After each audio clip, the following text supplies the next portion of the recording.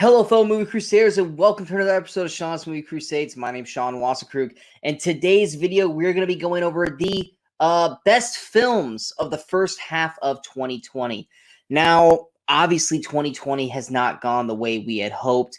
There are a lot of movies that were supposed to come out in the first 6 months of the year that just didn't, obviously because of COVID. So this list is kind of sad. I'm not saying that there's not great movies in this list, but to know that this list that I'm about to give you guys here today would look probably, I would say maybe out of this list, 3, maybe 4 of these movies might be on this list had their COVID not knocked most of the movies out of contention for the first half of the year. But nonetheless, to me, these are the movies that I have seen this year. Obviously, I've tried to watch as many movies as I can through this, or movies that were at least available to me because of COVID. So this list, like I said, it's the best I can give you for under the circumstances. So let's go ahead and jump into the honorable mention, which is the number 11th movie of the year.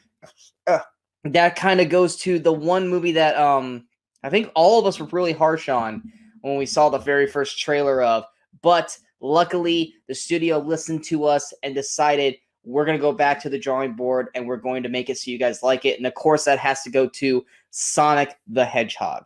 I think for most of us with Sonic the Hedgehog, like I said, the very first adaptation that we saw of Sonic, he looked nothing like Sonic. He looked horrible. And like I said, the cries of the Sega Sonic fans were definitely heard as they decided to change it and make him look more like the traditional Sonic character. And once he did, the movie actually looked good. The movie looked fun. It's a great buddy road trip between him and James Marsden. Jim Carrey as Dr. Robotnik. It is the first time in at least a decade that I think I've seen Jim Carrey look like the Jim Carrey of old. He looked like he was having fun in this film, and I hope that this kind of revitalizes Jim Carrey back to the comedian that we all know and love.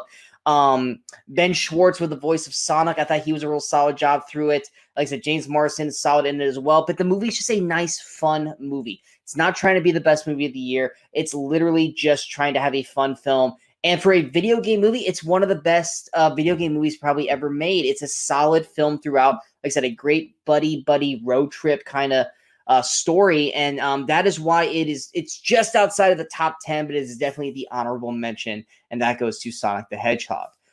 Going to number 10 on the list, it is going to be an Amazon original film, The Vast of Night. Now, for me, I'm usually not a fan of these like old school 1950s alien kind of films because usually the dialogue's kind of hokey. It's just not my kind of film.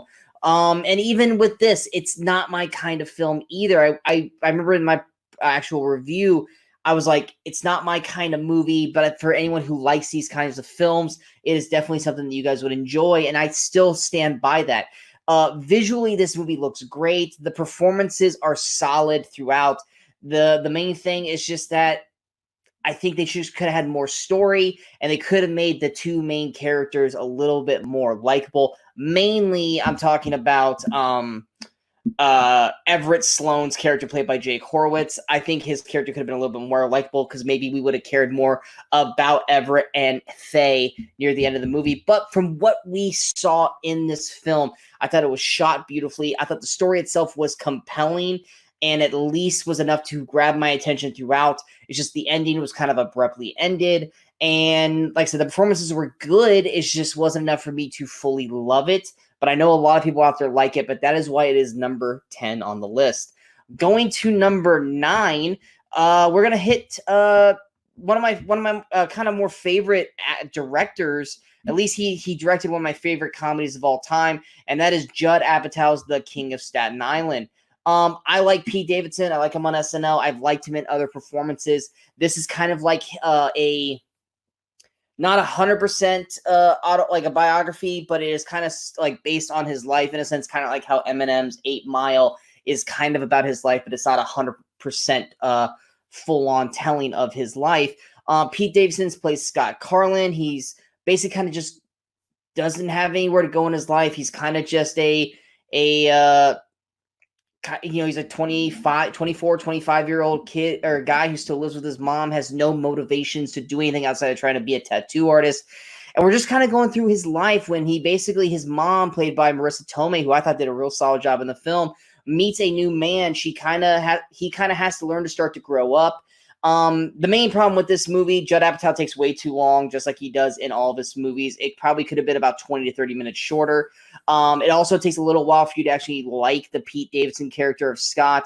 But the big standout for me in this film was Belle Powley's Chelsea. I really liked her performance. Whenever she was on screen, I was immediately locked in. I thought she did an incredible job between her and Pete Davidson, developing that relationship between the two. And like I said, this second half of the film is definitely a lot better than the first half. I really enjoyed the Scott's character growth once we hit past the midway point. There's some certain storyline elements that kind of drop out that I wish they would have resurfaced by the end of the film, but we just did not get that. But overall, I thought this movie was really solid. It has a lot of heart. It's got some funny moments. It's not one of Judd Apatow's best, but it is definitely worth checking out, and that is why it is number 9 on the list. Going to number 8. Personally, if I had to go with the movies that I enjoyed most this year, this would be higher. But obviously, I got to kind of take everything into an account in terms of rankings, and that is why this one is at number 8, and that is Eurovision Song Contest, The Story of Fire Saga. I love this movie. I do. I really love this movie. Is it a perfect film? No. Is it one of Will Ferrell's best films? No. But for some reason, it has now been almost 2 weeks since I've seen this movie, and I think about this movie at least once a day. This movie just makes me happy.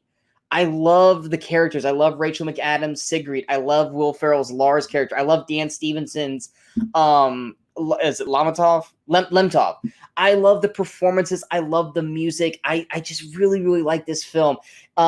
If you guys are looking for a pitch perfect kind of film, but it meets American Idol or The Voice, this is definitely the thing for you. I think this has enough kookiness to not go over the top. The music is flashy. It's a beautifully colorful film overall. The cast, I think, is solid all the way throughout. And by the end of the film, I had a smile on my face. It kept me smiling throughout the entire movie. I maybe wasn't gut-busting laughing the entire time, but I was generally enjoying the film throughout the whole way through. And that is why it is at its number 8 spot. I wish I could put it higher. I really do. But I really, really enjoyed this movie. If you guys have not checked Eurovision Song Contest, The Story of Fire Saga yet on Netflix, I strongly encourage you to, because it is one of my favorites of the year. Going to number 7, and I'm going to say what the actual title is and not basically wuss out and say the fake title that they changed it to. Number 7 is Birds of Prey and the Fantabulous Emancipation of One Harley Quinn. Yeah, no, we're not going to say Birds of Prey Harley Quinn or Harley Quinn Birds of Prey. If you're going to make a long title, stick with it. Don't crap out and bail on it later. But yeah, Birds of Prey, I actually enjoyed this way more than I thought I was going to be. The first trailer didn't do much for me at all. The second trailer kind of won me over a little bit, but then I went to the actual movie and I really enjoyed the characters. Margot Robbie's already fantastic as Harley Quinn. We saw her in Suicide Squad. She was one of the only good things about that movie. But this cast, Mary Elizabeth Winstead as Huntress, I thought was a criminally underused character. I loved her when she was on screen. I wanted more of her. I wish she was in more of the movie. But when she was on screen, I thought she did a fantastic job. Ewan McGregor as Roman Solanas, or Black Mask, I thought was incredibly cheesy and over the top, but in the best way. I loved his performance in this. I just loved how he was just chewing up the scenery throughout this entire movie. The rest of the cast as well, I thought also did a great job. Journey Smollett as Black Canary, Rosie Perez as Renee Montoya, Ella J. Basco as Cassandra Cain, Chris Messina as Victor Zaz, Ellie Wong as Ellen Yee. I just loved all these characters. The choreography through the fight scenes were also incredibly well done. It's flashy, it's funny, it's brutal in certain areas. I had a lot of fun with this movie. I haven't got to watch it since I've seen it in theaters, but I really should go back to it. But this was definitely kind of what I kind of wanted Suicide Squad to be like. but Suicide Squad just wasn't gonna be there. Maybe the sequel will do better. But Birds of Prey, the fantabulous emancipation of one Harley Quinn, I thought was a really well done DC film. DC's kind of been doing a real good job of kind of turning the page from what they started with to now kind of putting out good movies back to back to back. And this was one of them. Like I said, I really enjoyed the movie, and I cannot wait to see more from the Birds of Prey. Going to the next film at number 6 is a sports film, and that is The Way Back with Ben Affleck. I think Ben Affleck, he plays a Jack Cunningham, who's a high school basketball phenomenon who is going through a rough divorce and obviously a tragic loss. He's become an alcoholic, and he gets asked to coach his old high school alma mater's basketball team. That's the main plot of the story. I think Ben Affleck puts on one of his best performances ever in this film. I think the tragedy of his character throughout this movie is incredibly well done through Ben Affleck. He, to me, right now has the second best performance of 2020, at least for the males category or the actor category. If the year were to end right now, which sadly it could be because I don't know when movies are coming back really, if he's not a Best Actor nom for this performance, then I don't know what Ben Affleck needs to do to get recognized, because I think his performance in this was incredibly well done. The sports aspect of it I thought was incredibly great. The reason why it's a little bit lower and not higher, because I really enjoyed this movie, was that the last half of the film kind of went away from the sports aspect of it and just focused completely on Ben Affleck's alcoholism for his character. And while it's a great, compelling story, I really felt like they kind of did a disservice by completely abandoning the sports aspect of it near the end. I felt like it would have been a stronger film had it stayed with it all the way through. But nonetheless, The Way Back is an incredibly great film with one of the best performances of the year through Ben Affleck, and it's definitely something worth checking out. Going to the top 5 films of 2020 so far, this one is a horror film, and that is The Invisible Man. The Invisible Man, this was another one where trailer-wise, I wasn't really that impressed. I didn't think I was going to be that excited for it. I've seen this before, whether it be Kevin Bacon's Hollow Man or the original Invisible Man from the 1930s, I believe. But yeah, I just wasn't really generally excited. But then the movie started, and it's clever. It's done in incredibly well in terms of a story and direction by I forgot that the director was Lee Wanell, who has done one of my favorite sci-fi movies of the last 5 years, and that was Upgrade. Check that out if you guys haven't. He also did the original Saw movie. I think with him at the helm, he definitely made Invisible Man way better than it could have been. And I think Elizabeth Moss as Cecilia Cass is the best female performance of 2020 so far. And like I said, it's a very clever film. I liked how they didn't try to make the invisibleness of it supernatural, but made it more modern to the point where, creepily enough, the way it works in this movie could easily happen today. I like I said, the performances are solid throughout. Obviously, Elizabeth Moss runs this movie, but everyone around her does an incredibly good job as well throughout. The creepiness, the unknowingness of where these characters are going to go because of the situations they're in, definitely keeps you on the edge of the seat throughout. The only negative I have for it is it does tend to try to get a little too clever at the end, where some of the whole story plots have holes in them and they just don't quite add up. But nonetheless, outside of those things, Invisible Man is easily one of the best films of 2020 so far. Going to number 4, this one stayed in the number 1 spot for pretty much most of the first half of the year, up until basically kind of like the last month. It finally dropped down to number 4, and that is Pixar's Onward. And once again, another movie, saw the trailer, was not impressed. But I knew with Chris Pine and Tom Holland as the 2 main leads in this film that I was at least going to enjoy, because I love both these guys, whether it be in the MCU, Jurassic Park, what have you.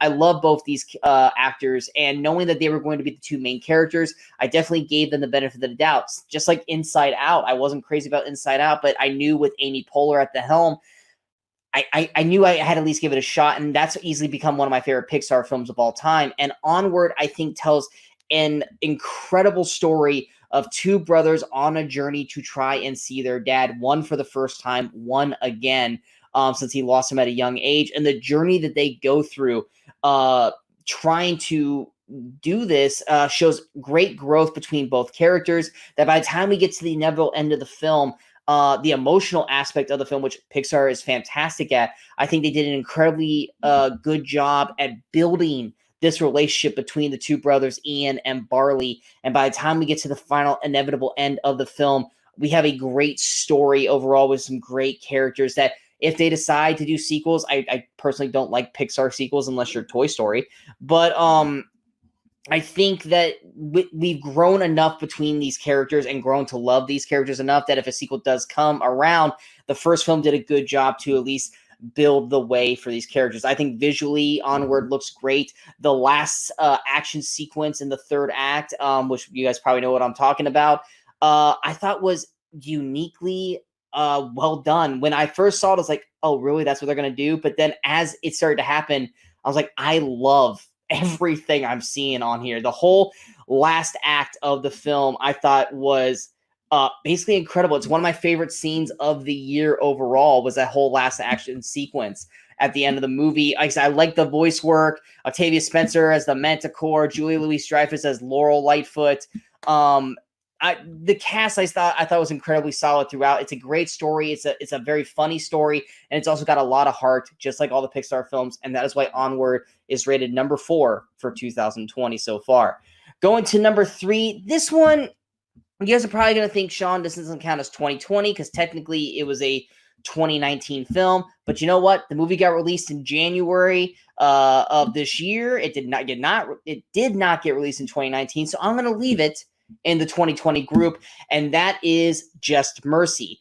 I just watched this about a week or two ago on Amazon Prime for free because of everything going on. It got basically given to everyone for free on there, so I decided to finally check it out because I wasn't able to see it at the beginning of the year because of all the Oscar films being released. This one just kind of fell through the cracks.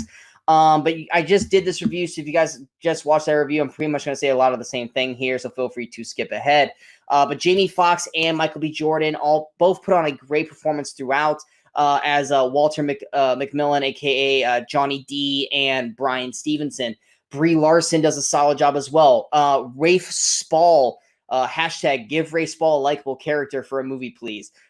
He does a real good job of playing a dick, and he just constantly gets crapped on in every movie he's in. I would love to see him in a likable role at some point here. Incredible drama between this trio based on a true story of the late 80s, early 90s in Alabama. Like I said, the cast is solid throughout. It tells a great story. And like I said, the performances of everyone in it, including even the characters that aren't the big ones, just like the supporting cast around them, I think all did a really solid job. And like I said, it's free on Amazon Prime right now. So if you guys want to watch a good drama based on a true story, feel free to check this one out on Amazon Prime. But yes, that is why it's number 3 on the list, even if it's considered a 2019 movie. Going to number 2, and probably really is the actual number 1 movie of 2020, is Netflix's Spike Lee's Da 5 Bloods. This film came out of nowhere for me. I didn't know this movie was coming out, and then all of a sudden, the weekend that it got released, it was all over the place. Da 5 Bloods, Da 5 Bloods, and I was like, what is this film? So I watched the trailer, and I was like, okay, I'm intrigued by what I saw, so let's give it a watch. 3 hours later, I was blown away from the performance of one Delroy Lindo. His performance easily is one of the best performances I've seen in the last 5 years, hands down. His performance of Paul is so powerful, so raw, so crushing, and I just loved every moment he was on scene. All 5 of these main characters, whether it be Jonathan Majors as his son David, Clark Peters as Otis, Norm Lewis as Eddie, Isaiah Whitlock Jr. as Melvin, all these guys, and of course Chadwick Boseman. All these characters just did such a fantastic job. Spike Lee using 3 different aspect ratios based on the time frame of where they're at. Beautiful decision there with him and his cinematographer. The action sequences I thought were incredibly well done. Basically the aspect of the whole movie, I don't want to talk too much about it because I don't want to go into spoiler territory, but the story of these 4 Vietnam vets going back to Vietnam where they haven't been since the war to recover the body of their fallen friend and brother, and then also for other motives. This story is incredibly well crafted. Yes, it's a little long, but the performances are incredibly well done. It's got two of my favorite scenes of 2020 so far. And like I said, easily my favorite performance of the last 5 years. If you guys have not seen the Five Bloods by Spike Lee, go out of your way to check it out. It's on Netflix. If you have it, which most of you do, it is definitely something to check out. And that is why it is my number 2, but probably more or less my number 1 movie of 2020. Going to my number 1 movie of 2020, it's cheating, I know, and I'll tell you this right now. If we go to the end of the year, this will not be my number 1 because I'm going to take it out of the ranking. But for right now, it's going to stay as my number 1 movie for at least the first half of the year, and that has to be Hamilton. Yes, this was a 2016 performance of these performers, and yes, it did get released here in 2020. It got released today. But it was shot in 2016. But you know what? I'm just so excited and so happy with this film that I'm going to give it the number 1 slot, even though it should go to the Five Bloods. But I promise you, at the end of the year, it will not be in my top 10. I'll put it in like the documentary category, like I did 2 years ago with Won't You Be My Neighbor. It'll get an honorable mention. But Hamilton, hands down, like I said, if you guys just saw my review for Hamilton, this whole show was done so incredibly well. The performances from all the people on stage, the music, the stage, how they use the stage, everything about it was done to perfection. I had no expectations going into this. I had heard of Hamilton, but I had never heard or seen anything from the music or the performances of it. Checked it out today. It blew me away. I can't talk any more about it without spoiling stuff. If you guys want to check it out, hit my review. I just posted it. But it is easily my number 1 movie that's been released in 2020 so far. If you guys have Disney Plus, go out of your way to watch this. Everyone needs to see Hamilton that at least likes Broadway musicals or plays or anything like that. Or if you like any of the actors or actresses in this, you need to go out of your way to check out their performances in this. And if you guys like the music or the soundtrack, if you haven't heard the music or the soundtrack, I guarantee you it's going to be very, very hard for you to not go out and buy the soundtrack once you see this performance from these people. And that is why it is my number 1 movie, even though it's not really a movie, it's a Broadway musical, but it is why it is my number 1 ranked film or streaming film to be released in 2020 so far. So going back through the list, like I said, the honorable mention / number 11 of the year goes to Sonic the Hedgehog. Number 10 is The Vast of Night. Number 9 is The King of Staten Island. Number 8 is Eurovision Song Contest, The Story of Fire Saga. Number 7 is Birds of Prey and the Fantabulous Emancipation of One Harley Quinn. Number 6 is The Way Back. Number 5 is The Invisible Man. Number 4 is Pixar's Onward. Number 3 is Just Mercy. Number 2 is The Five Bloods. And number 1 going to Hamilton. Like I said, this top 10, 3 or 4 of these maybe might have still been in the top 10 had COVID not happened. But obviously there's so many films. You guys know what films were supposed to have come out this year at this point. A lot of those films would have been on this list, but obviously because of COVID, we did not get those films. So this is just the list I had for you guys. I apologize if this list isn't as fun as it could have been based off of what was supposed to come out this year, but you got to work with what you got to work with. I hope you guys enjoyed this top 10. If you guys did, go ahead and hit that like button. If you guys feel like this is worth sharing, go ahead and hit that share button. But most importantly, don't forget to hit the subscribe button to the channel so you guys stay up to date with all the latest videos pop up on Sean's Movie Crusades. And of course, don't forget to follow us on all the social media outlets you see below. And feel free to leave me your comments. What were your top 10 movies of the year so far? What movies stood out to you so far in 2020? Leave them either on this video or any of the social media outlets, and let me know what you thought of your favorite films of 2020 so far. And until next time, in case I don't see you, good morning, good afternoon, and good night, Movie Crusaders.